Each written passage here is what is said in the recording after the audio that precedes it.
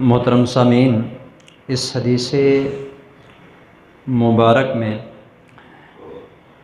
نبی کریم صلی اللہ علیہ وسلم نے 3 اعمال کا تذکرہ فرمایا ہے،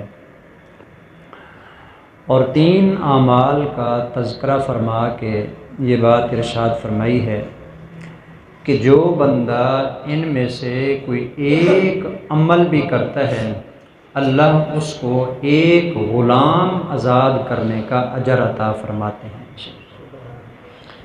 غلام آزاد کرنے کا اجر کیا ہے؟ کہ غلام آزاد کرنے کا اجر ہے جہنم سے آزادی کی۔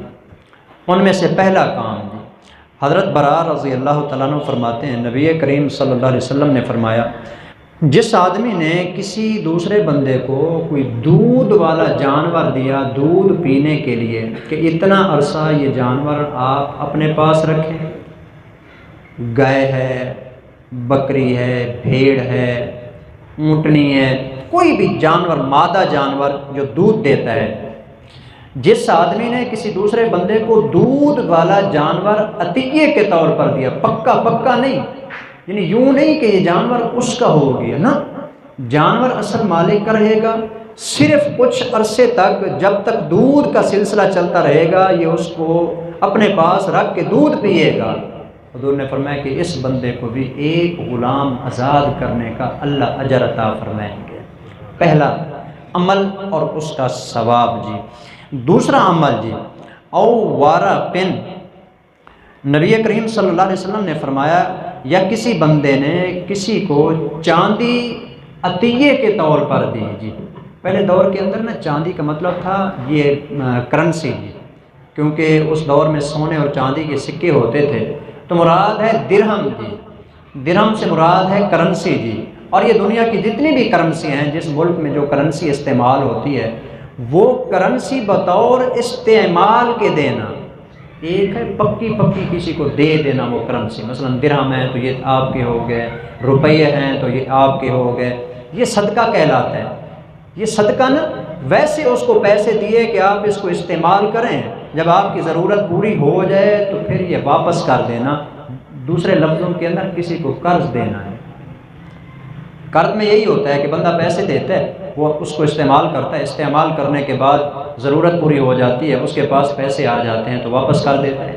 تو کسی کو قرض دینا یہ بھی اتنا بڑا اجر و ثواب ہے کہ حضور نے فرمایا کہ اس بندے کو بھی قیامت والے دن اللہ ایک غلام کے آزاد کرنے کا ثواب عطا فرمائیں گے۔ تیسرا اور آخری عمل جو ایک نیا عمل ہے، اوہدا زقاقن، نبی کریم صلی اللہ علیہ وسلم نے فرمایا اوہدا زقاقن۔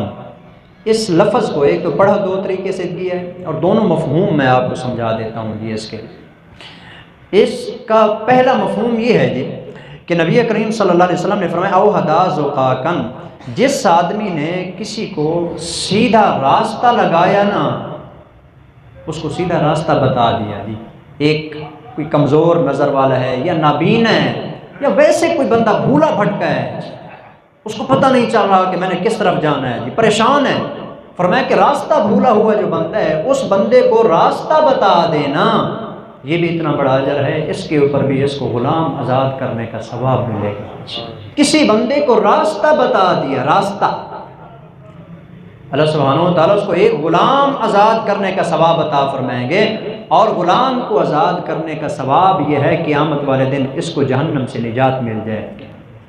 ایک تو یہ معنی، اور بعض علماء نے اس کا مفہوم یہ بیان کیا ہے کہ اس نے کسی کو راستہ استعمال کے لیے دے دیا جی۔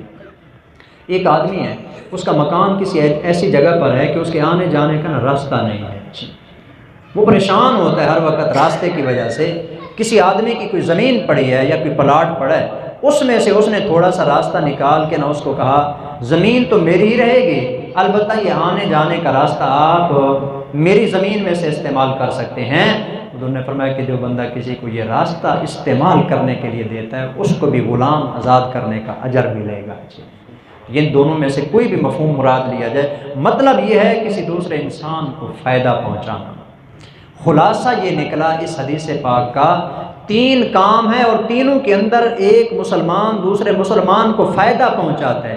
چیز اپنی واپس لے لیتا ہے۔ جانور دیا صرف فائدے کے لیے، جانور واپس آ جائے گا۔ پیسے دیے قرض کے طور پر، پیسے واپس آ جائیں گے۔ اسی طرح کسی کو راستہ دیا، راستہ اس کا نہیں ہوا، راستہ اس کا ہی ہے، پلاٹ اسی کا ہے، یا خالی کسی کو جو ہے نا راستہ اس نے بتا دیا، فرمایا کہ اس کا اجر یہ ہے کہ اس کو غلام کے آزاد کرنے کے برابر ثواب دیا جائے گا۔